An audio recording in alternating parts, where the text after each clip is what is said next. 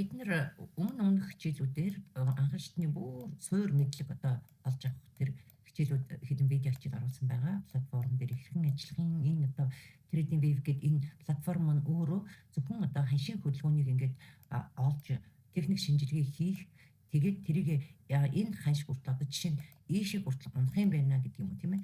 Энэ хүртэл унах юм байна гэдэг энэ ханшийн хөдөлгөөнөө олоход ашигладаг платформ байгаад байгаа.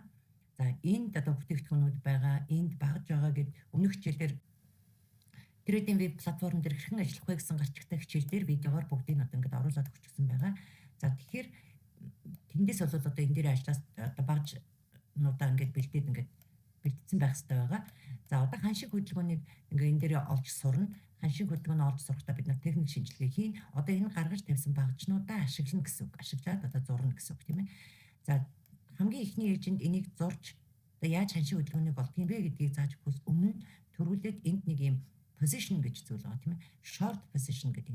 Энийг аваад жишээлбэл энд буцаад ирэхэд нь энэ ханш энд буцаж энд ирэхэд нь би эндээс арилж байгаа нээх юм аа гэдэг энэ тэмдэглэгийг хийж байгаа бол тэгээд энэ хүртэл ингээд арилжих юм аа гэдэг энэ тэмдэглэгийг хийж байгаа бол энэ position-ыг ингэж байрлуулж өгөөд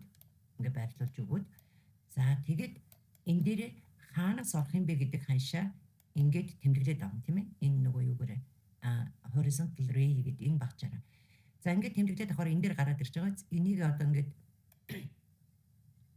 ялгагдахгүй байх юм бол ингээд шарангуур тэмдэглэсэн ч болно 4124.6 гэдэг ханшин дээр би энэ алтыг ингээд өсөөд энд ирэхээр нь орох юм аа гэдэг тэмдэглэг хийж өгнө гэсэн үг.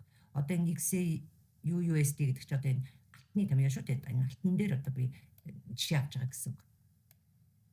За тэгэхээр энэ хүртэл орох юм аа, энэ дээр би ашгаа аваад гарах юм аа гэдгийг ингээд тэмдэглэж байгаа бол энд бас нөгөө дараагийн тэмдэглэгээ хийгээд өгнө гэсэн үг. Энэ 4096.2 гэдэг ханшин дээр. За дунд нь энд нэг ханш жоохон рейнж хөдөлгөөн буюу энэ засаг хөдөлгөөнийг ингээд хийгээд ээж магадгүй гэсэн. Тэгвэл би энэ дээр гарах уу? Эсвэл би ийш нь барьж агаад энэ дээр гарах уу гэдэг юм ингээд шийдэж өгөхийн тулд за энд нэг анхаарах зон байгаа юм байна гэдэг энэ тэмдэглэгийг энэ 4104.6 дээр хийгээд өгч जैन тийм ээ. Жишээ. За чарт гэдэг чинь үргэлж хөдөлж явж байгаа юм болохоор энэ ингээд үргэлж юм байж байхгүй мэдээж зарим үед дээшээ гарна, дээшээгээ арилжах хэрэгтэй болно.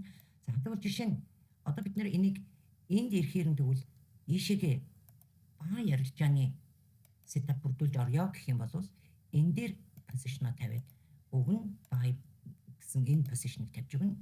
Тэгээд ийшээгээ би ашгаа энд авах юм аа гэж үзвэл энэ дээр ханшуудаа ингээд тэмдэглээд өгнө гэсэн үг тийм ээ.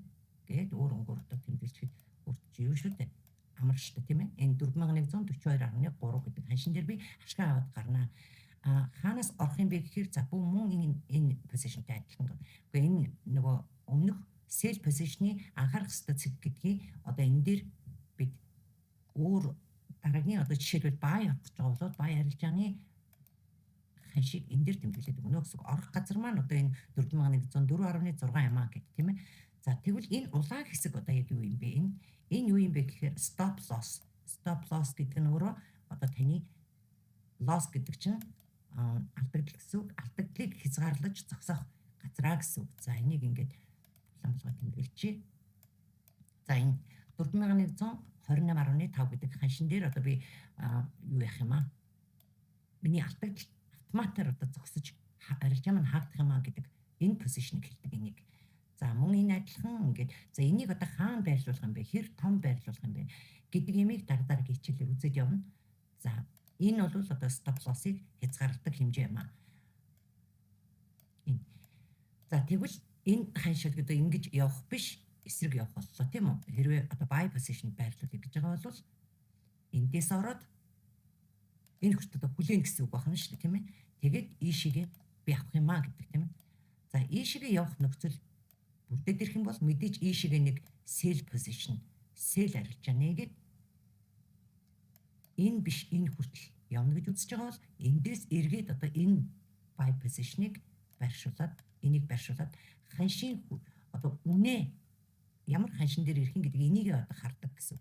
За ингээ харсны дараа юу хийх юм гэхээр нөгөө хичээл өмнөх хичээл дээр нөгөө MetaTrader 5-та одоо брокер дээр нээсэн дансаа хэрхэн холбох вэ гэдэг хичээл дээр үзэх юм бол одоо сүүлийн хэсгээр нь байж байгаа buy тавчийг яаж дарахын, sell тавчийг яаж дарахын, хаанаас орохын гэдэг тийм ээ. Тэгээд дэлгэрэнгүй байж байгаа. За тэр дээр stop loss гэсэн бичгэн дээр нь энэ ханшийг байршуулж өгөн 4119 гэдгийг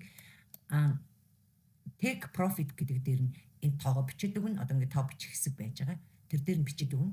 За тэгээд enter хийгээд орно гэсэн.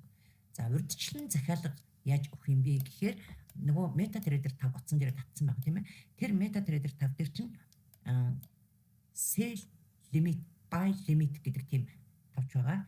Тэр дээр нь дарж ороод одоо урьдчилан орох гэж байгаа энэ ханшаа бичээд stop loss-ийнхаа ханшийг stop loss гэдэг дээр нь бичээд take profit хэсэгт нь энэ take profit-ийнхаа ханшийг бичээд тэгээд down гэдэг тавчийг дараад орхино. Тэгээд орхичоод бусад одоо ажлаа хэмжүүлдэг юм уу? Ингээд явж хахт чинь энэ нөхөр явсаар байгаад энд очиод чиний захиалгыг аваад арилжаа чинь нэгдэд эргээд одоо доошоо энэ хүртэл ингээд явна. Одоо энэ sell position-ыг өгсөн бол тийм ээ. Sell захиалга өгөх гэж байгаа тохиолдолд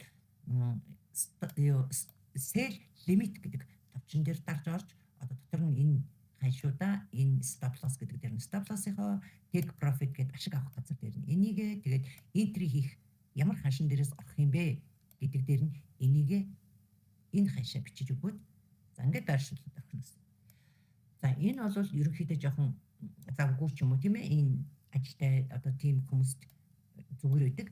Яг ингээд full time арилжаа хийгээд ч юм уу эсвэл завтаа үедээ хараад сууж байгаа үед бол харж байгаа л дарж орчоод орсныхаа дараа энэ stop loss take profit хоёроо бичиж өгч болно шүү дээ тийм ээ.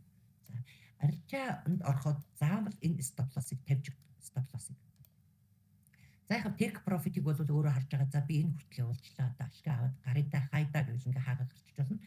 Stop loss гэдэг юмыг бол заавал байршуулж өгнө. Ягаад гэвэл ханш гинтийн огцом хөдөлгөөн хийгээд буруу явах юм бол алдагч чинь ингээд том болоод ирнэ гэсэн үг баггүй юу. Тийм учраас за энэ хөрвөл одоо энэс дээшээ явах юм бол би бол энэ арилжаа хийх шаардлагагүй юм а. Энийг би одоо буруу шинжилгээ хийсэн гэж өөртөө дүгнэлт хийх юм а гэдэг юмыг энэ чинээс авч өгдөг. За тэгэхээр position гэж энийг хэлээд байгаа. За хэрвээ би арилжаа хийхгүй зүгээр одоо эхлээд би ингээд сурж яана, дадлага хийж яана гэж байгаа бол энэ позишнуудаа ингээд байршуулаад өгдөг. Энд ирэхээр нь би ийшээ орно гэдэг байгаа бол эсвэл эхлээд би чинээс энэ хүртэл явна гэж би өөрөө дүгнжийн одоо ийм шинжилгээ хийлээ. За энд эргээд ийшээ очно гэдэг шинжилгээ хийлээ гэх юм бол ийм шинжилгээнүүдийг одоо хийсэн байгаа бол энийг зүгээр ингээд зураад байршуулад орхичоод хэсэг хугацааны дараа харахад энэ чи яг л өөрөө чинь зурснаар энд ирээл энд ирсэн энд жоохон range хөдөлгөөн цэцэр хөдөлгөөн хийж агаад ийшээ яваад энд ирсэн байх юм бол одоо өөртөө одоо дүгнэлтээ өгнө шүү дээ тийм ээ. За би бол зөв зурсан байна. За ингээд хэдэн ч ийм позишныг байршуулж болно тийм ээ. За энэ ханш одоо дээшгээ яваад энд ирлээ. Буцаад нэг иймэрхүү range хөдөлгөөн хийжсэн нь дахиад дээшээ нэвтлээд явлаа тийм ээ. Энэ зооныг одоо нэвтлээд явлаа.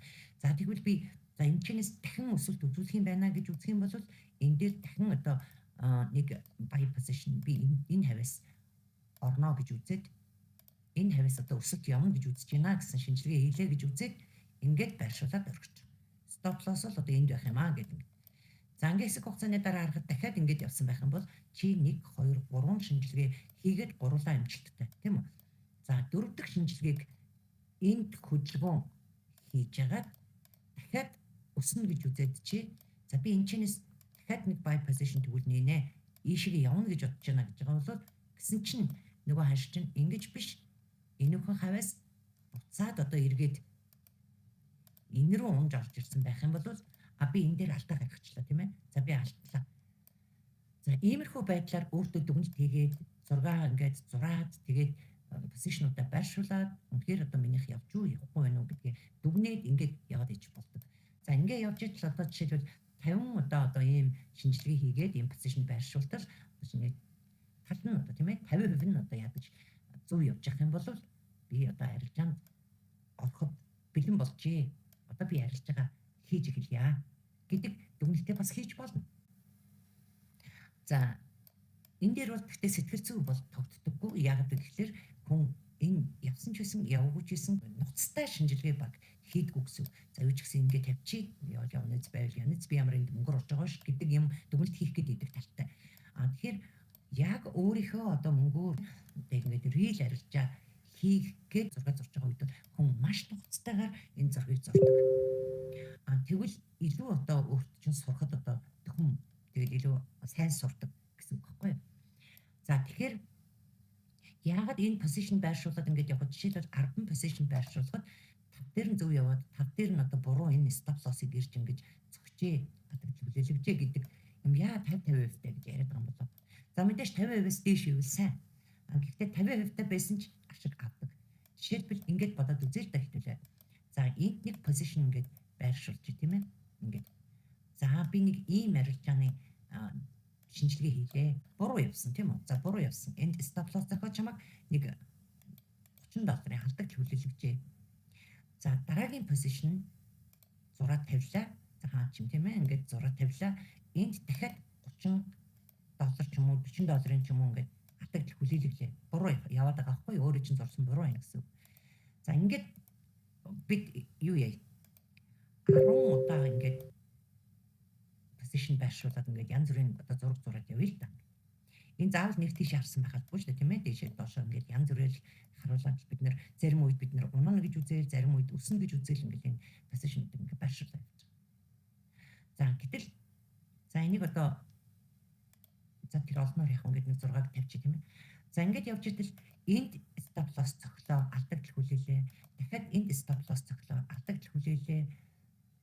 За ингээд энд нэг юм 30, 40, 25 ч гэдэг юм тийм ээ. За ингээд нэг 95 тэгжээч энэ дээр нэг $10-ыг ингээд $105 ингээд нийтдээ алдагдал хүлээчлээ. 4 удаа буруу яв. $105 алдчихлаа.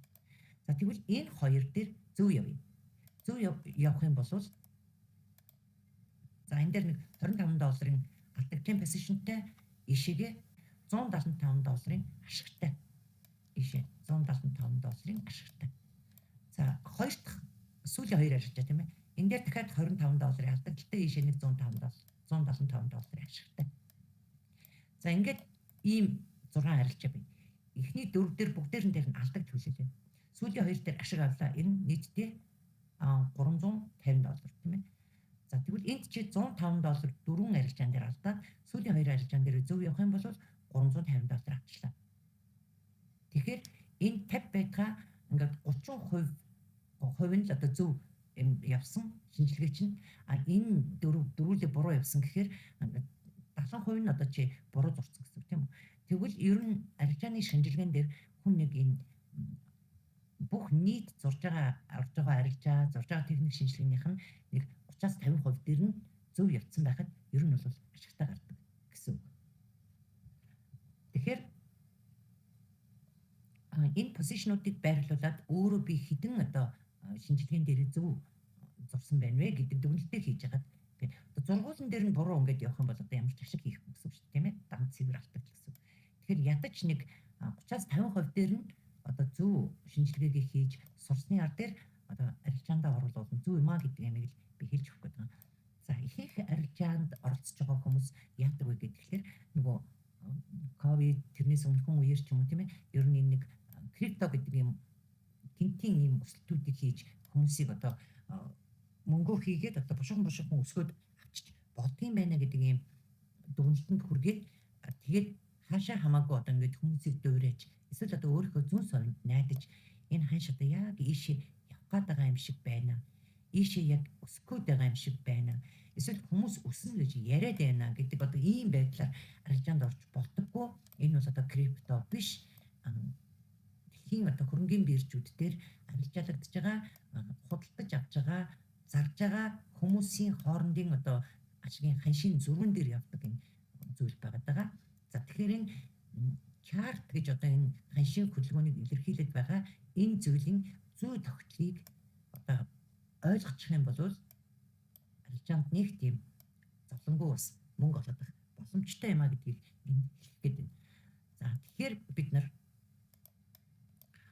яах вэ гэхээр MetaTrader 5 дээрээ энэ ханшийн одоо олсон хөдөлгөөнүүдээ ингээд үнийн дүнгуудээ бичээд явна гэж сая хэлээд өглөө тийм ээ. За одоо бид нар тэгвэл одоо ингээ позишнаа байршуулад ингээд явах юм байна. Өөртөө дүгнэлтээ хийгээд явах юм байна. За одоо ханшаа яаж олох вэ? Энийг яагаад ийшээ явна гэж ингэж сурах юм бэ? Тийм ээ? Мэдэж сурах юм бэ? За тэгвэл яагаад ингээд доошоо одоо сэл арилжаа явна гэж мэдэж ингэж сурах юм бэ гэдэг асуулт гарч ирнэ. За тэгэхээр хамгийн түрүүнд бид ханшийн хөдөлгөөнийг олохдоо энэ candle гэдэг зүйлийг ойлгосон байх ёстой. За энэ нэг ширхэг энэ candle гэдэг одоо монголоор лаа гэж тийм ээ. Энэ нэг ширхгийг нэг лаа гэж нэрлэдэг. Лаа. За candle гэдэг тийм ээ. Ханшийн хөдөлгөөн лаагаар илэрхийлэгддэг. За лайнаар бас илэрхийлэгдэж болно. Тэр нь энэ дээр байдаг. Энэ одоо багцсан дотор байгаа энэ line chart гэж энийг хэлдэг. За line chart, candle chart хоёрын ялгаа юу гэдэг вэ гэхээр энэ line chart бол зөвхөн энэ лааны body буюу энэ биеийг илэрхийлдэг. Line chart бол body биш энэ зүртэй хамт ингэж илэрхийлдэг. Week буюу энэ зүртэй хамт илэрхийлдэг.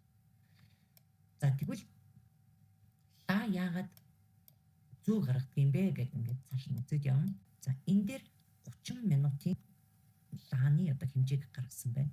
За энэ нэг рүү тавьд үзье. 1 цаг дээр тавихад нэг ийм лаа 1 цаг яваад дуусчих. 0 минутаас эхлээд 59 минут хүртэл 1 цаг яваад дуусаад дараагийн одоо лаа гарч ирнэ гэсэн. Дэшээ байвал ногоон, доошоо унживэл улаан болно гэсэн. Өнгөн солио. За энэ улаан өнгийн лаанууд бол уналтыг илэрхийлж байгаа. Ногоон өнгийн лаанууд бол ханшийн өсөлтийг илэрхийлж байгаа. За тэгвэл одоо 4 цаг дээр тавиад үзье. Энэ нэг лаа 4 цаг яваад дуусч байгаа гэсэн үг. Тийм ээ? 4 цаг яваад дуусч байгаа. За daily буюу өдөр дээр тавья. Энэ нэг лаа нэг өдөр яваад дуусч байна. Энэ нэг өдөр, энэ нэг өдөр. За лааны хэмжээнүүд том жижиг харилцан адилгүй байгаа. Яг вэ гэхээр хэр ханш хурдтай унжин, хэр хурдтай өсч ийн гэдгээс одоо лааны хэмжээ гарч ирдэг. За ингээд weekly гэхээр 1-7 хоног, monthly гэхээр 1 сарын энэ лаанууд гэж гарч ирж байгаа гэсэн. За эргээд хэдүүлээ 30 минут дээр очие. Ерөнхийдөө бол том цагаас нь эхлээд одоо сараас эхлээд доош нь шилжүүлээд одоо явж байгаа ханшин дээр ирээд тэгээд цааш нь үргэлжлүүлээд одоо шинжилгээ хийх нь хамгийн зөв арга байдаг. За ингээд ханш яагаад ингээд өсөж буураад идэх юм болоо? Ханшийг өсвөж бууруулдаг хамгийн гол зүйл бол мэдээж энэ цаанаасаа зохиогдсон алгоритм биш энэ худалдан авагч хоёрын зөрүүн дээр эрэлт хэрэгцээн дээр үсэх юм а гэж ойлгож байна. Энэ дээр одоо том санхүүгийн байгууллагууд, том дэлхийн хэмжээний банкуд тийм ээ энэ дээр ханшиг хөдөлгөж тоглодог гэсэн үг. Эдгээр яадаг вэ гэхээр эдгээр маш их хэмжээгээр алтыг худалдаад авчихдаг.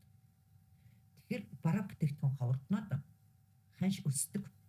Эдгээр өөрсдөө өсөж байгаа гэж тийм ээ хамж аваад өсгөөр нь хүмүүс бүгд ингээд жижиглэнгийн одоо арилжаачд буюу бид нар жижиг байгууллагууд эдгээр ингээд дагаад ордог.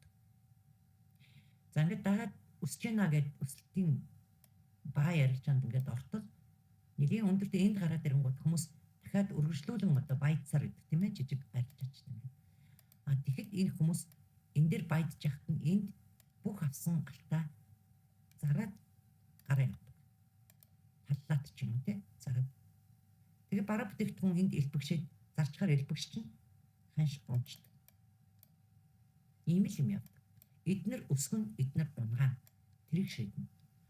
За тэгвэл жижиглэнгийн арилжаачд буюу трейдерүүд одоо би даасан трейдерүүд юу хийдэг вэ гэхээр эднэрийн энэ өсгөж байгаа, унгаж байгаа энэ ханшийн зөв давтлыг үүсгэж байгаа юмн донд энэ шуурган донд бид нар ивэн олоод айтайхан ороод гараад хэдэн төгрөг одоо хийгээд авдаг юм аа. За бид бол ханшиг хөдөлгөж чадахгүй. Бид хичнээн энэчнээс бөөнөрөө нийлж баялаад ч энэ ханшиг бол хөдөлгөж чадахгүй баггүй юу? Тэр чинь маш том хэмжээний мөнгө хэрэгжиж одоо энэ ханшиг хөдөлдөг гэсэн. Тэгэхээр эднэрийг одоо дээшээ хөдлөх гэж байна, доош унгаах гэж байна гэдгийг бид одоо яаж мэдх юм бэ? Хизээ авахгаа хизээ зарах гэдгийг бид мэдэхгүй шүү дээ. Тэгэхээр эднэр юун дээр голчлон сэтгэлийн хөдлөлөөр ч юм уу тийм ээ авдаг вэ гэхээр дэлхийн эдийн засгийн нөхцөл байдал дээр гол төлөв үндэслэж чаддаг. Гол төлөв. За жишээлбэл одоо дэлхийн эдийн засгийн цөм хүч болсон одоо дэлхийн эдийн засгийг ганц хөдөлгөж байгаа Америкийн нэгдсэн улсын одоо эдийн засгийн байдлын нөхцөл байдлыг хардаг. Жишээлбэл одоо ажилгүйдэл ихсээд ирлээ гэж ингэх юм бол яг нь мэдээ Forex Simen гэдэг би линкийг оруулаад өгнө. Forex Factory гэдэг янз бүрийн сайтууд байгаа да. Ер нь гол төлөв хардаг нь бол Forex Factory гэж байдаг. Тэн дээр мэдээнүүд гардаг. 7 хоног бүрийн нэгд өдөр сарын 1-нд гэдэг ингээд мэдээнүүд гардаг тийм ээ. Дүгнэлтүүдэд дандаа өнгөрсөн сард ийм байлаа, тийм байлаа. Одоо ажилгүйдэл өндөр байлаа, инфляц буурлаа өслөө гэдэг одоо бүх ингээд мэдээнүүдийг гаргаж байдаг. Тэр өнгөрсөн сарын дээрээ үндэслээд дүгнэлт хийгээд эх сарын төлөв байдал ийм байх магадaltaй байна гэдэг магадлалуудыг гаргаж ирдэг. Тэр үед хүмүүс эх сарын ер нь инфляц бол өсөх юм байна, ажилгүйдэл өсөх юм байна, эсвэл инфляц буурах юм байна гэдэг дүгнэлтээ урьдчилан одоо тийм дүгнэлтээр одоо сэтгэл зүгээрээ гэсэн үг шүү тийм ээ. За болий доллароо арт болгоё. Ангуус долларын ханш ингээд үнгүүдч магадгүй юм байна, инфляц өсч магадгүй юм байна гэдэг үндсэн дээр арт болгодог. Энэ үед ханшийг өсгөж. За эдийн засаг доктортой байх юм байна. Одоо алтаа зараад долларыг гаргаж аваад одоо бусад бизнес рүүгээ хөрөнгө оруулалт хийгээд хүүлдэг юм уу, зээлэнд гаргадаг юм уу яа гэх тийм ээ. Тэгээ ийш тийш хөрөнгө оруулалтууд бас юм рүү хийдэг юм уу? Иймэрхүү юм хийгээд алтаа зараад гаргахад алтны ханш унжиж. Тэгээ ийм байдлаар энэ зах зээл явдаг гэсэн. Тэгэхээр энэ алтны энэ одоо энэ маркетинг тийм ээ. Энэ маркет structure гэж ярьдаг тийм ээ. Одоо энэний одоо үндсэн энэ арга ясыг бүтээдэг, энэ зүй тогтолыг бүтээдэг зүйл ер нь бол ингэж явдаг гэж ойлгож байна. За тэгэхээр бид нар зөвхөн энэ ганцхан эдийн засгийн нөхцөл байдлын үндсэн дээр одоо buy sell өсөлт уналтыг бас дүгнжүүлэхгүй. Энэ өөрөө зүй тогтол чарт гэдэг бол өөрөө дандаа давтамж явж байдаг давтамж. Тийм учраас бид нар техник шинжилгээ гэдэг зүйлийг бас хийдэг. За техник шинжилгээ хийгээд ханш ер нь яаж ч өсөж унаад ийшээгээ одоо гинт тогтсон энэ $3,000 руу ингэж унж орж ирэхгүй. Яаж ч одоо өслөө гээд гинт алт одоо ийшээгээ ингээд $10,000 руу хүрэхгүй. Өөрийнхөө одоо нэг юм бүсэд дандаа явж идэг. Эндээс нэг энэ хүртэл ч юм тийм ээ. Иймэрхүү ч юм эсвэл энэ бүс дотроо ерөнхийдөө явж идэг. Ингэс хийгээл ер нь ингээл унлаа гэхэд нэг энэ хацаа өслөө гэдэг ингэсийг явчихдаг. Ингэж яагаад энэ бүсээ даваад гараад ирэхээр огцон өсөлтүүдийг хийж эхлэн эсвэл доошгоо яваад энэ бүсээ нэвтлээд гараад ирвэл огцон уналтуудыг хийж явдаг. Ийм зөв тогтолтой. Тэгэхээр энэ бүсийг бол дээшээ юм уу доошоо тавтлаа маш их уддаг. Тэгэхээр энэ дотор бид нар одоо шинжилгээгээ хийгээд арилжаагаа хийгээд явж байхад болно гэсэн ойрын хугацаанд тийм ээ. Тухайн цаг үедээ ойрын хугацаанд гэсэн. За тэгэхээр бид тэр шинжилгээг тэгвэл яаж хийх юм бэ гэдэг асуулт гарч ирнэ. Одоо жишээлбэл бид нар энэ дотор яаж шинжилгээ хийх юм? За ингээд үзэхээр мэдээж алсын өмнөх том хөдөлгөөнүүдийг нөхцөлийг бид нар харж байгаа яах вэ? Гэхдээ тэр бол бид нар том цагаас шахаж явна гэдэг дараагийн хичээлүүд дээр ороод явна. За яг одоогийн байдлаар ер нь шинжилгээг ингэж хийдэг юм а гэдэг юмыг үзүүлэх гэж байгаа учраас би энэ баг цаг дээр буюу энэ 30 минутын планууд тавьж байгаад хэлээд өгье. За хамгийн түрүүнд бид нар ханшийн resistance буюу таазун ханшийн support буюу шал үнэ гэсэн хоёр зүйлийг бид нар гаргаж ирэх хэрэгтэй. За шал үнэ гэдэг нь энд байна. За яагаад энд гэж аваад байгаа юм бол тэгэхээр одоо явж байгаа ханшийн дээд талд нь байгаа олон удаа очоод нэвтэлж чадаагүй. Эсвэл одоо энэ дээрээс нь орж ирээд олон удаа ингэж орж ирсэн боловч доошоо нэвтэлж чадаагүй. Энэ доороос нь очоод дээшээ нэвтэлж чадаагүй. Энэ олон давхцал үүсгэж байгаа энэ бүсийг бид нар гэтээ одоо явж байгаа ханшийн дээр байна. Энийг бид нар Энэ ханшийн та зөв гэж нэрлэдэг.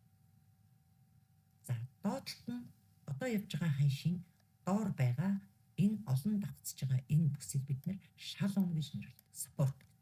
За тэгвэл resistance буюу support гэдэг ийм хязгаарыг бид нэр эхлээд тавьж өгдөг байна. За энэ дундаа бид нар одоо ханшаа олох хэрэгтэй байна. За тэгвэл ингэж resistance та зүүн дээр очичоод ингэж шал ун дээр ирчгээд ингэж та зүүн дээр очиод ингэж шал ун дээр ирээд явдаггүй байх нь. Явдаггүй байх нь. Яагаад гэхээр бид нар өмнөхийн датаг харъя тийм ээ. Өсөөд энэ одоо жишээлбэл энд ирээгүй байна. Энд шууд ирээгүй байна. Эндээс буцаж унсан байна. Өссөн байна. Энд ирчгээд буцаж унсан байна. Дахиж өссөн байна. За одоо эндээс шууд энэ рүү ирээгүй байна. Энд дундаас дахиж өссөн байна. Эндээс дахиж өссөн байна. Одоо энд хүрээд ирж. Тэгснээ шууд энд ирж гэж. За ингээ янз бүрийн байдлаар яваад байна тийм ээ. За одоо нэгэсэндээ шугам зураг шиг ингээд яваад байхгүй байна гэсэн үг тийм ээ. За тэгэхээр энэ дунд бид нар яаж ханшиг бүтгэх вэ? Энийг одоо доош ингээд ийш орох гэж гэдэг эндээс буцаад эргэжлээ. Яагаад гэд асуулт гарч ирнэ тийм ээ. За тэгвэл бид нар энийг олохдоо яаж олох юм бэ гэхээр энэ дундаас нь буцчих юм уу? Эсвэл шууд ингэх юм уу? Гэт ингээд ийм шинжилгээг бид нар яаж хийдэг вэ гэхээр биднэрт тренд лайн гэж одоо энэ дээр байгаа энэ багж хэрэг бол энэ тренд лайн гэж. За энэ тренд лайныг бид нар өсөж яваа ханшийн ингээд өсөлт үзүүлээд явж байгаа ханшийн доод талаар нь доод энэ ирэнгүүдийг нь ингээд нийлүүлээд татдаг. За энийг 1 2 3 буюу түүнээс дээш энэ ёроодыг бид нар нийлүүлж ингэж татчихэж энэ одоо хүчинтэй тренд лайнаа гэж үздэг. За их олон байх тусмаа улам хүчтэй болж өгдөг. За тэгэхээр ингээд тренд лайнаа татдаг. За энэ тренд лайн сэтэрч орж ирэхээр стрит давж орж ирэхээр ханш уналт үзүүлдэг. Уналт үзүүлдэг. Ингээд унтдаг. Одоо эндээс бид нэр pips гэж бидний одоо нөгөө арилжааныхаа ашгийг тоолдог тийм юу байгаа тийм ээ томьёо. Энэгээр бид нар үзчихдэг. Энд байна. Одоо энэ дээр тийм ээ price range гэдэг энэ багчаараа. За 226 pips. Бид нар цэгийн артлын нэг оронг тоолж оруулдаг. Одоо бидний харах юм бол энэ 22.6 гэж байгаас тийм ээ. Бид нар 22.6 pip гэж биш 226 pip гэж тоолно энийг. За 226 pipсийн арилжааны ханшийн уналт үзүүлнэ гэдэг бол өөрөө 0 нөгөө лот гэдэг нөгөө MetaTrader 5 дээр бид нар голын энэ хэсэгт нь бид нар лотоо тааруулж өгөх юм аа гэж хичээл байгаа шүү дээ тийм ээ. Тэр дээр бид нар жишээлбэл 0.2 гэж тааруулсан байх юм бол ийшээ 224 pip-ийн арилжаа гэдэг бол хэрвээ 0. Бид нар эндээс ингээд лотоо явууч тийм ээ. За нэг төр ажиллаад.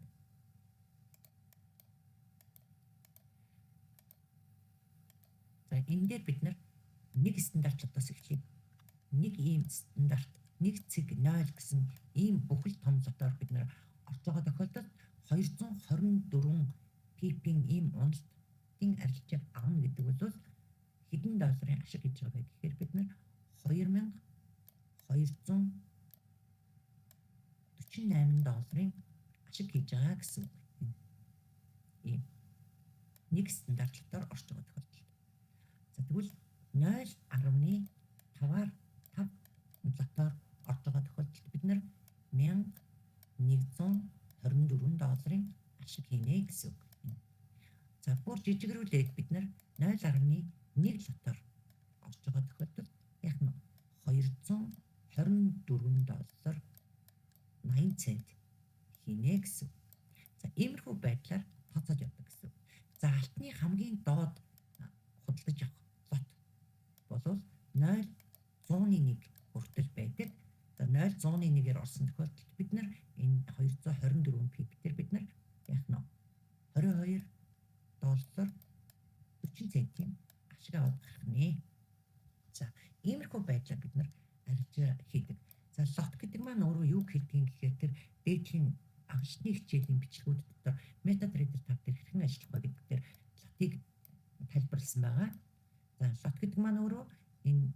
алтнаас худалдаж авч байгаа хэмжээ гэдээ ойлгож байна. Алтнаас худалдаж авч байгаа хэмжээ. За тэгвэл бид нар энэ дээр одоо бид тренд лайныг зураад үзье. Тренд лайн сэтэрлээ доош унлаа тийм ээ. За одоо ийшээгээ тренд лайнаа ингээд зурыг сэтэрлээ өслөө. Энэ дээр зурыг сэтэрлээ унлаа. Энэ дээр зурыг сэтэрлээ өслөө тийм ээ. За ийм байдлаар бид нар одоо тренд лайн гэдэг юм ашиглаж одоо энэ бол бүр хамгийн анхны шатны зүйл тийм ээ. Чартын хөдөлгөөнийг ханшийн хөдөлгөөнийг одоо урьдчилан тийшээ явах нэ гэж таамаглаж одоо зурах одоо техник шинжилгээ хийж сурахад хамгийн анхны шатны одоо зүйл бол энэ support resistance-ийг тодорхойлж сурах мөн тренд лайныг зөв татж сурах гэдэг ийм хичээл байна. За одоо энэ дээр өсөж яваа ханшийн доод талаар за тэгвэл доошоо уруудан унаж яваа ханшийн ингээд унаж яваа ханшийн дээд талын оройнуудыг ингэж холбож татдаг байх нэ. Нэг болохоор өсөж яваа ханшийн доод талаар унаж яваа ханшийн энэ дээд талаар нь татчихдаг. За зарим хүмүүс одоо дөнгөж сурж байгаа хүмүүс ингээд одоо энэ унаж байгаа ханшийн доогуур нь ингээд татсан байдаг. Энэ бол одоо юу гэж илэрхийлэхгүй яг л гэхээр бид нар дээшээс итгэхээр нь орох гэж байгаа учраас бид энд хязгаар тавьж болохоос доор нь бишээ гэдгийг ойлгоорой. За энэ тренд лайн гэдэг нь өөрөө юунд үндэслэж явдаг. Тэндээ гэхээр тренд лайныг бид нар доовын онол буюу дов теори гэдэг энэ одоо онолыг бид нар ашиглаад тэрийг бид нэр илэрхийлэхдээ энэ тренд лайн татаад хязгаарлаад өгдөг гэсэн. Ингээд дараагийн хичээлүүдээр тэр доовын онол ороод явна. За ер нь бол хамгийн чухал бүр нэг анх одоо арилжаанд шинжилгээ хийж үзэж байгаа хүний хамгийн одоо түрүүнд мэдэх ёстой зүйл бол нэгдүгээрт ла гэдгийг ойлгох хэрэгтэй. Энэ одоо ла юм аа гэдгийг мэдчих ёстой. Том жижиг цад шилждэг юм байна гэдгийг мэдчих ёстой. За лайн чарт гэдэг нь өөрөө энэ зүгүү лааны боди буюу энэ биеийг илэрхийлж гаргадаг хэмжээ юм байна. Кендл буюу энэ лайн чарт нь болохоор зүйтэй зүгүү гэдэг энийг ингээд ялгаж харагдуулдаг юм байна. Одоо илэрхийлэмж юм байна гэж ойлгож болно. За бид нар цаашдаа лааны хичээл ороод явна. Japanese candle stick буюу лаан багны онол гэдэг хичээл орохоор зүү яагаад гардыг лааны бие юу илэрхийлдэг 3 ийм зэрэгцээл гаргахаар юу байдгийг ингээд цувсан лаанууд гаргахаар ханш хайчдгийг ингээд энийг бид нар үзэж явна. За одоо энэ хамгийн одоо дунд шатны эхний хичээлээр болохоор бид нар resistance support-ыг тодорхойлох, тренд лайныг татах. За ийм хичээлүүд ингээд орлоо. За position байрлуулах гэж орсон. Бид нар sell position буюу buy position хэрхэн байрлуулдгийг, stop loss take profit-ийг бид нар хаана тавьж өгдгийг, ашиг алдагдлыг хаана тавьж өгдгийг гэдгийг орлоо. За одоо бид нар юу орох вэ гэдэг. Тэгэхээр юу үзэх вэ гэхээр за энэ position байрлуулж байгаа энэ position-а бид нар энэ дээр нэг юм анхаарах хэрэгтэй. Тэр нь юу вэ гэхээр ашиг ба алдагдлын харьцааг бид нар үзэх хэрэгтэй. Энийг юу гэдэг вэ гэхээр risk to reward гэдэг. За risk to reward-ыг бид нар яаж гаргадаг вэ гэхээр тооцоолж үздэг вэ гэхээр 3 ийм одоо position байгаа тийм ээ. Нэг нь бидний entry хийж арилжаа нээж байгаа ханш байдаг. Энэ болохоор бидний ашиг аваад гарах ханш байдаг. Энэ болохоор бидний алдагдлыг хязгаарлах ханш байж байгаа тийм ээ. Stop loss. За тэгвэл энэ арилжааг бид нар юу гэж орох юм бэ гэхээр за энэ бол нэгэн ашигтай арилжаа явах юм байна гэдэг дүгнэлт хийгээд орчин. За яагаад вэ гэхээр энэ ийшээгээ хэрвээ stop loss цогцох юм бол энд жишээ нь $100 алдагдал хүлээе. $100 тийм ээ. За тэгвэл ийшээгээ бид нар зөв анализа хийгээд энэ рүү бид нар ашиг авах юм бол энэ дээр $678 ашиг авч гарах нэ. Энэ дээр $678. Энийг яаж үздэг вэ гэхээр энэ дээр гарч байгаа энэ улаан дотор гарч байгаа энэ ratio гэдэг байна. Энийний ард 678 гэдэг тоо байгаа. Энэ юу гэж байгаа юм гэхээр нэгийг харьцан 678 гэсэн үг. За ийшээгээ $1 алдвал алдах хэмжээ ийшээгээ $6.78 авах хэмжээ гэсэн үг.